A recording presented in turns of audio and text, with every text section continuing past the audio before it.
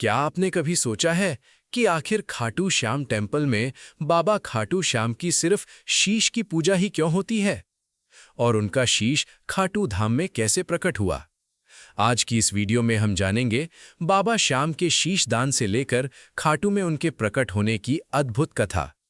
महाभारत काल में भीम के पुत्र घटोत्कच का एक वीर पुत्र था जिसका नाम था बर्बरीक। बर्बरीक बचपन से ही बहुत शक्तिशाली थे। उन्होंने भगवान शिव की तपस्या करके 3 दिव्य बाण प्राप्त किए थे। इसी कारण उन्हें 3 बाणधारी कहा जाता था। उन्होंने प्रण लिया था कि वे हमेशा हारने वाले पक्ष का साथ देंगे। जब महाभारत का युद्ध शुरू होने वाला था तब कृष्ण जी ने सोचा, यदि बर्बरीक युद्ध में शामिल हुए तो युद्ध का संतुलन बिगड़ जाएगा। तब कृष्ण ब्राह्मण वेश में बर्बरीक के पास पहुंचे। उन्होंने दान में बर्बरीक का शीश मांग लिया।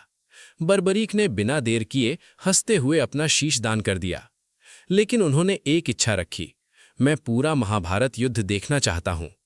तब श्री कृष्ण ने उनका शीश एक ऊंची पहाड़ी पर स्थापित कर दिया, जहां से उन्होंने पूरा महाभारत युद्ध देखा। महाभारत युद्ध समाप्त होने के बाद श्री कृष्ण ने बर्बरीक को वरदान दिया, कलयुग में तुम श्याम नाम से पूजे जाओगे। इसके बाद बाबा का शीश धरती में समा गया। कई वर्षों बाद राजस्थान के खाटू गांव में एक गाय रोज एक स्थान पर जाकर अपने आप दूध बहाने लगी। गांव वालों को यह देखकर आश्चर्य हुआ। जब उस स्थान की खुदाई की गई तो वहां से एक दिव्य शीश प्रकट हुआ।